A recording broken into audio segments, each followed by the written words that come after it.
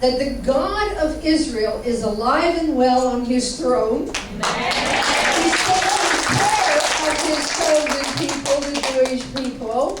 And Psalm 105, verse 1 and 2 says, "Oh, give thanks unto the Lord.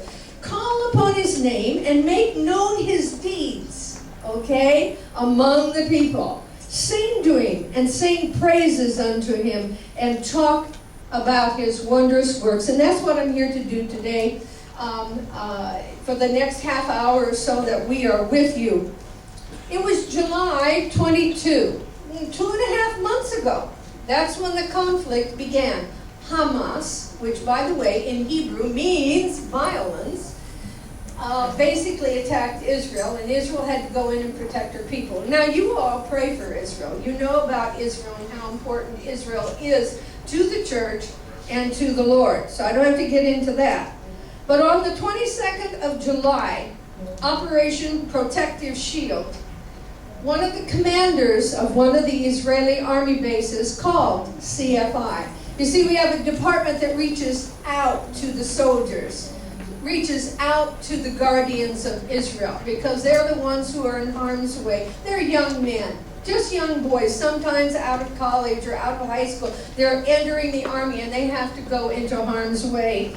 And so they called us. And they said, it was early in the conflict. It had just started. And they said, look, we need 400 parcels of some personal items that the soldiers can't get on the fighting field. And we wanted to know if you could help us. Well, of course, CFI responded right away. Because here's the idea of calling Christians. They know they can call us because they know we're standing with them, believing in the Bible, and in the words of the Lord, that the land does belong to the Jewish people according to God's promises and his word. So we jumped in the van, one of the vehicles of CFI, and we headed south, right into the conflict. And as we headed down, there were 5 of us, 3 men on staff and 2 women. And we ran into roadblocks, okay? And of course they said, you can't go there. You can't go, that's the area of conflict. We said, oh, but we got called by the Israeli army. And we have to deliver what they asked for. Well, somehow we got through to the commander. And the commander said, I'll meet you on such and such of a road.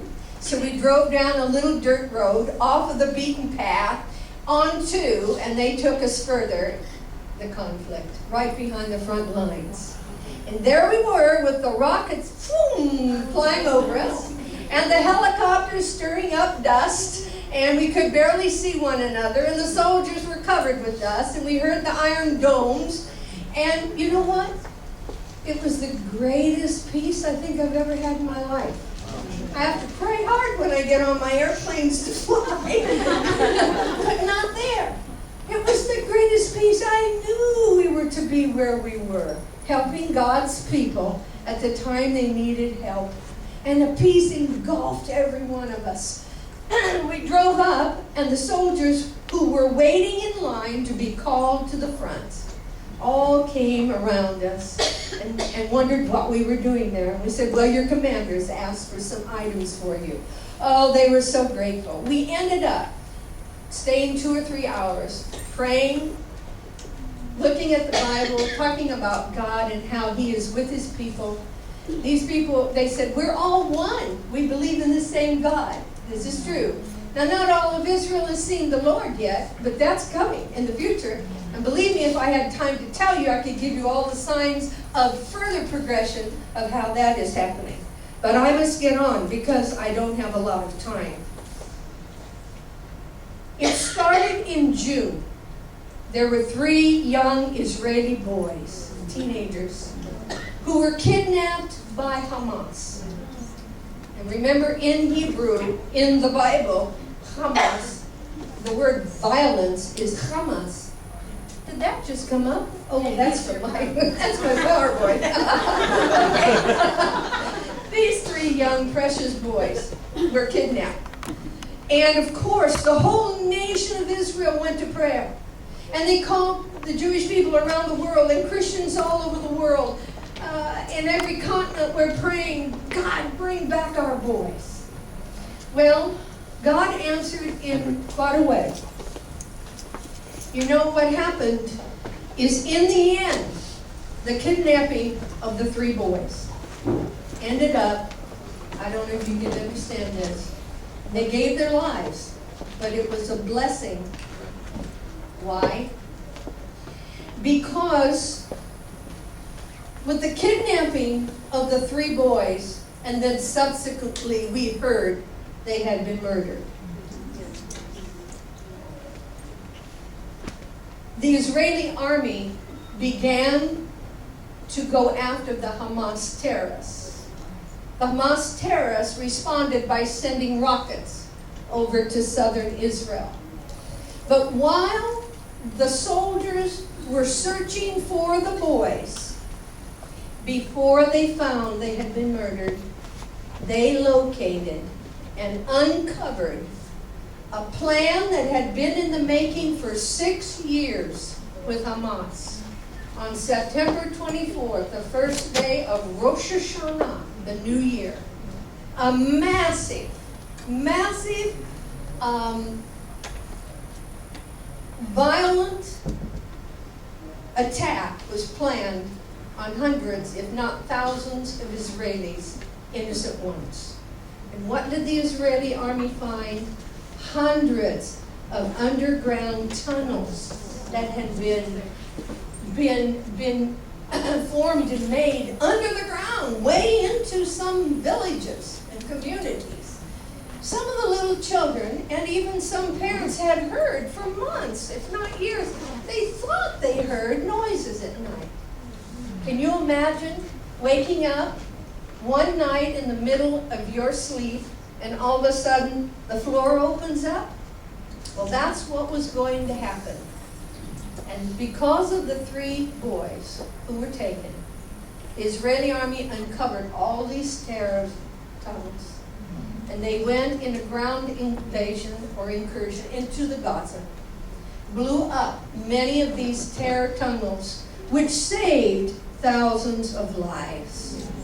It was reported in Israel, even though the boys were grieved over, a great miracle happened here. A great miracle. And that was the beginning of miracles. And so here we go. Hold on to your hat, because some of these miracles, it just will hopefully help you to know that the God of Abraham, Isaac, and Jacob still reigns. Amen. And there will be one day when the glory and the knowledge of the Lord God of Israel will cover the earth as the waters cover the seabeds. He will be known all over the world for his miracles once again. Well, we have an Israeli army commander who, Ofer Winter is his name. He's commander over the Givati Infantry Brigade. And he told the soldiers when he gathered them around, history has called us. History has chosen us to spearhead the fight against the terrorist enemy that defies the God of the armies of Israel. It was the same words that David had said to Goliath. You come to me with a sword and a shield, but I come to you in the name of the Lord God of the hosts of the armies of Israel. That's basically what Colonel Winter told his soldiers. And by the way, the Israeli army today is filled with soldiers who are believers in God and Messianic Jews too.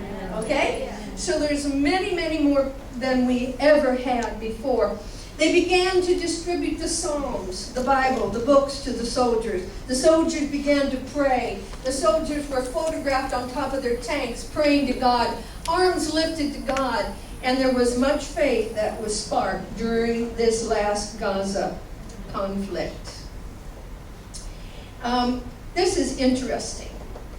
In a surprising interview with a Hamas representative on CNN, you may have caught it, they interviewed this Hamas representative, and they said, after all, you claim that you had the best and accurate missiles. So how come then, when you aim them, they don't hit where they're supposed to hit? And the headlines said what the Hamas representative answered. Our missiles are good and accurate, but the God of the Jews diverts 80% of the rockets we launch.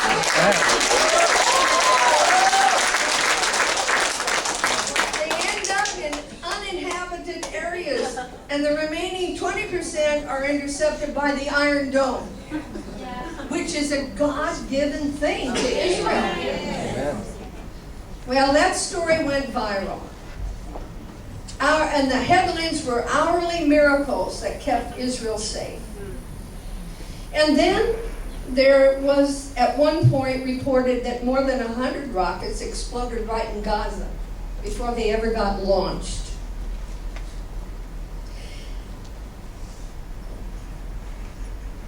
There were stories in the papers of mystical, I guess you'd say mystical because we can't exactly, we don't have pictures.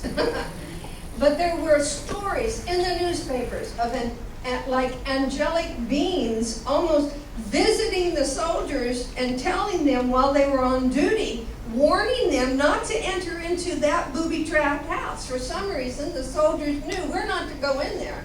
We don't feel led to. They were booby-trapped and filled with explosives. It was later found that it could have been instant death to some of the soldiers. Some of the stories told of the good deeds done by the soldiers that saved many lives because they were praying so hard for their fellow soldiers. Here's the headlines. You see it? Their God changes the path of our rockets in midair. And then listen to this one. I hope you have the next picture is of a bullet. If you can find a grenade an IDF soldier was shot at from a terrorist with a Kalashnikov rifle. The bullet lodged itself in the grenade that was in the vest of the soldier. The soldier was not killed by either the bullet or by the explosion of the hand grenade that you would expect would happen in such a situation. If that isn't a miracle, I don't know what a miracle is. And then listen to this one. 3 weeks ago, this was another report in the newspapers.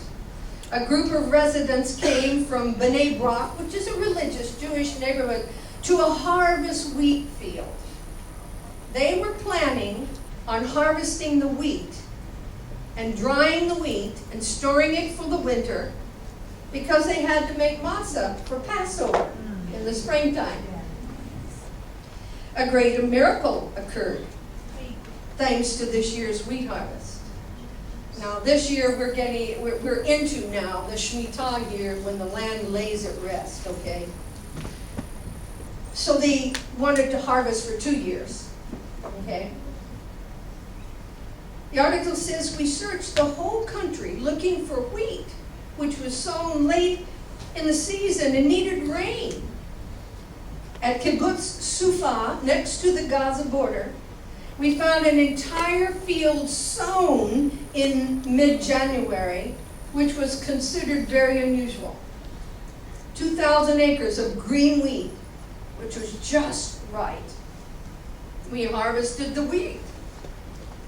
And then we ran into military police too as well, because they were undercover watching us harvest all this wheat and wondering what we were doing. But we were busy harvesting and transferring it to the wheat trucks. 2 days later, 13 terrorists came from Gaza out from the tunnel which opened up into the fields of the wheat fields. The terrorists had been planning a huge attack and had been counting on hiding amongst the giant wheat field, which the matzah makers had just chopped down in its entirety. The terrorists couldn't understand how their camouflage had disappeared. The empty field enabled the military observers to easily spot and identify the terrorists who would have opened fire on many Jewish lives and killed many. That was Radio Kol Israel, or Radio Kol Chai who reported that. All of a sudden they appeared and there's no wheat field. Another report came out that was very much, an Orthodox infantry brigade commander told that divine miracles protected his soldiers during the fighting in the Gaza Strip. He said that Exodus 13:21 reminded them by the day the Lord went ahead of them in a pillar of cloud to guide their way. Well, one of the instances had happened. They told of a pre-dawn raid that required darkness and concealment. But it was delayed, and it would force his soldiers to be revealed in the light. The miracle, which the commander reported in the newspaper as something he'd never seen in all his military career. He said all of a sudden, a heavy fog, a cloud descended to protect the soldiers from being revealed. It did not lift until the soldiers were safe. He said it was like the clouds of glory came around us.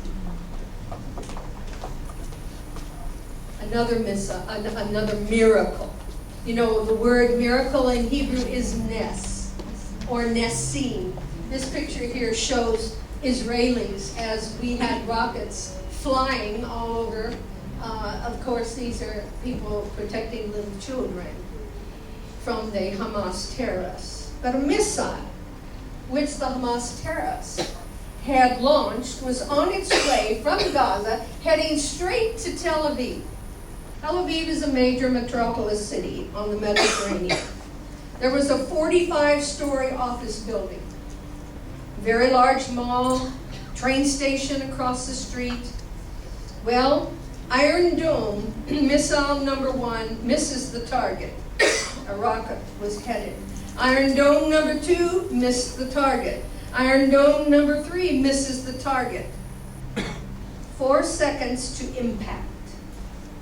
Mass casualties would have happened. Suddenly, the newspaper reporters said, out of nowhere came an east wind that blows the missile due west and harmlessly into the Mediterranean Sea.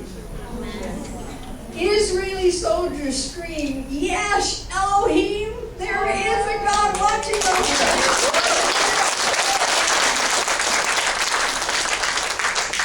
The reporter said, I saw this miracle with my own eyes. They didn't tell me, they didn't report it to me. I saw the hand of God kick the missile into the sand, at the sea. Some of the soldiers who weren't particularly believing had tears in their eyes and began to believe God is with us. So the missile had failed 3 times before it finally, the 4th one, knocked the rocket off course. Another account.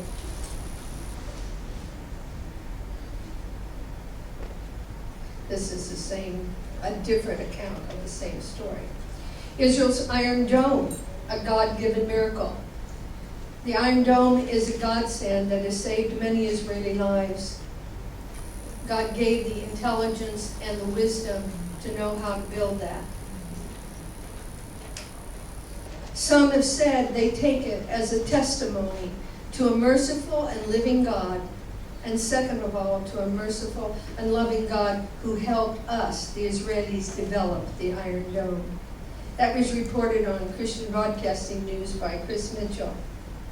And then a rabbi. You know, things began to happen. Earlier in the war, the soldiers were out there, we got called, and then all of a sudden, all of Israel became a big family. They all began to pray for their soldiers, day and night, 24 hours a day. As we were headed down south to the Gaza conflict, we saw all the signs for the boys, okay? Their sons who were on the front lines. We saw the tents and the picnic tables, and mothers had come out and fixed food for the boys. So as they were passing by, you know, if they had a moment, they could grab a piece of mom's apple pie as they were heading down to the Gaza we saw tanks, military tanks, with all the little pictures that were colored by all the little children in Israel. And all kinds of stories that would have touched your heart. I never saw the nation so united. And love and kindness came flowing out. And the Israeli soldiers ended up having too much pizza, too much Coca-Cola, too much candy. They had to turn it away and give it to charity. So the Israelis really responded to say to their boys, we're behind you. This is a story of a rabbi that I know very well. He said, I came home to make my visits and to the people, and my daughter was in a gift shop, and a mother and her young son were inquiring about large knitted kippot. Now, a kippah is something they wear on their head. If you see a Jewish person with a little round kippah on, that person is acknowledging or to say to you, I am under the authority of God. Okay? That's what it means. That's why they wear it. Okay? Well, they came into the shop, and this lady explained to the store owner that her son was one of 4 boys in the Gaza Army unit who believed in God, and the usual small style kippah jostled under the large army helmets and made it uncomfortable. And the owner searched around a bit and brought out a large kippah. She says, I need 40. But he said, you only have 4 soldiers that you need to buy for. And so why are you buying 40? Well, the mother explained that when the other members of the unit heard her son's request for a large kippah, and that the reason was that they were putting themselves under the authority of God, her son explained the verse from the Psalms, and that the divine presence of God was with them. All the soldiers requested kippahs under their helmets, claiming that they all wanted God's divine protection. So the storekeeper managed to find 40 kippah, for which he refused to take any money. And then a 5-year-old little Israeli boy, Gabby, from Carmiel, sent a letter accompanied by an action figure to a soldier serving in Gaza. He said, I'm sending you my soldier, said the letter, which was posted on Facebook. My soldier, as a little boy, he kind of watches over me at night so I won't be afraid because, soldiers watch over the people in Israel. God watches over the soldiers. But you've got it harder, so I'm sending my soldier to watch over you guys. If you get sad, you can, play with him, coloring, do whatever you want. Thank you for protecting me and my family. When I'm older, I'll protect you. The soldier was trying to locate little Gabby to thank him personally. About a month before he was killed by a Hamas mortar, Daniel Traegerman, aged 4 years old,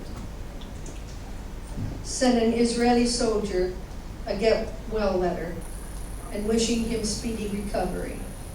To the heroic soldier, he said, thank you for protecting me, and attached a drawing with a heart. Dolev, who was the soldier who received that little note from the little boy who was killed, was a friend of the family and was devastated by the news of the child's mortal injuries when a mortar shell slammed the yard outside his home where he was playing. And Israeli children sent thousands of letters to the soldiers in and around Gaza. One morning, an Israeli army jeep stopped outside of the home in central Israel looking for a 9-year-old little girl. The concerned family asked what the soldiers wanted, and they said, well, the little girl had sent a letter, and it meant so much to the soldier that got that letter that they had come to thank her. And the soldiers met the little girl and left with as many baked goodies from the house as they could carry. Israelis love their soldiers, especially when it comes to times like this. What else? I can share a couple more things here. 5 minutes. We have 5 minutes. Oh, there's so much to tell you. How much? Here's another story that will be very amazing to you. It goes like this, reported from the newspaper. I didn't believe the story about the female suicide bomber in Gaza until an unnamed Israeli military source spoke to the news, revealing details about the attack that killed Lieutenant Golden and 2 other Israeli soldiers, and he mentions the incident. After the suicide bombing, a second kidnapping team of Hamas terrorists ran back into a tunnel from which the terrorists emerged.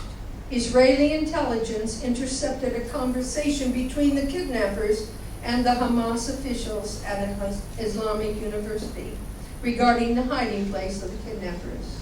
Within moments, the Israeli Air Force attacked the kidnappers' location and the Islamic University. In the midst of the attack, a second force of IDF soldiers who had gone into the mosque looking for weapons encountered a female suicide bomber who was about to detonate the belt she wore, which would have resulted in the deaths of all of the Israeli soldiers.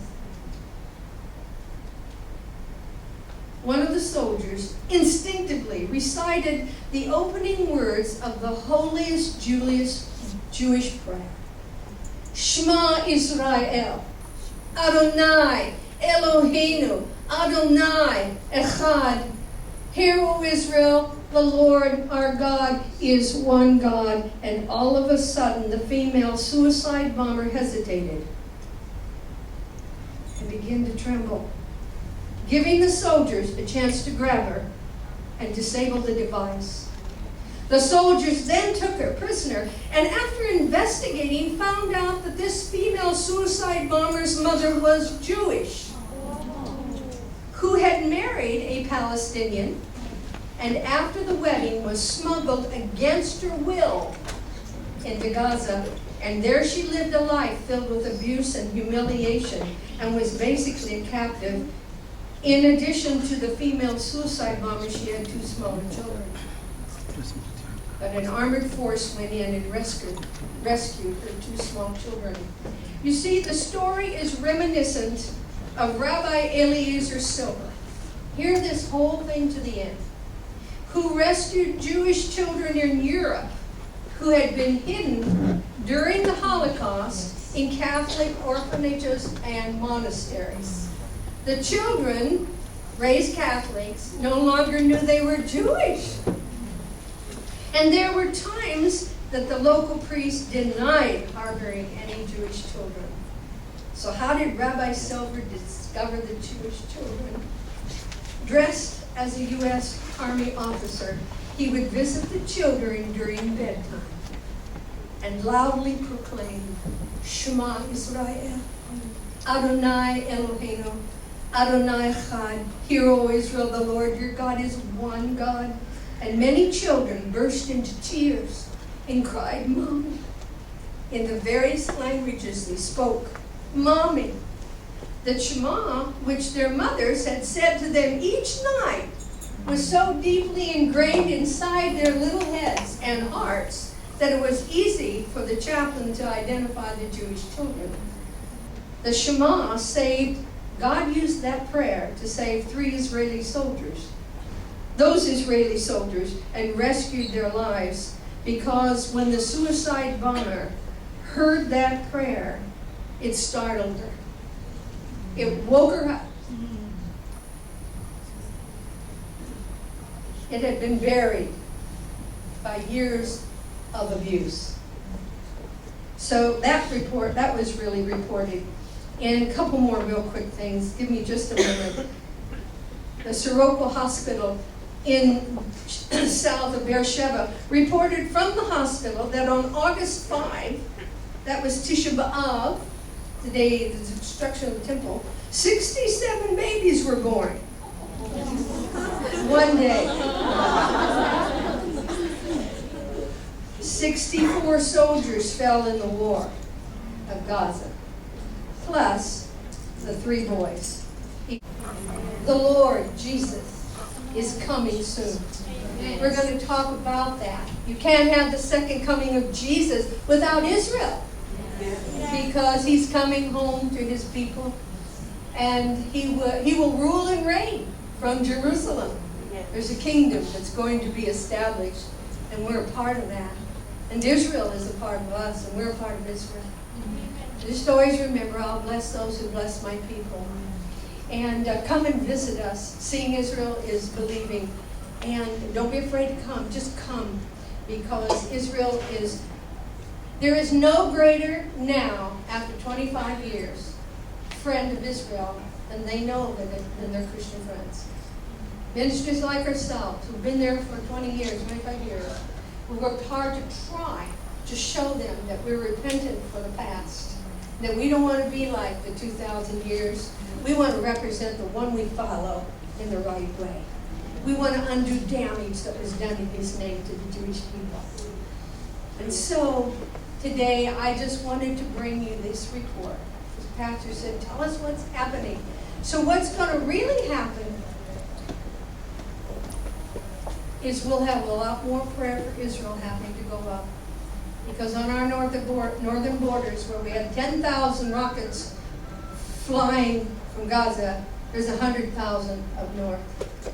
And there are more terrorist tunnels dug up north.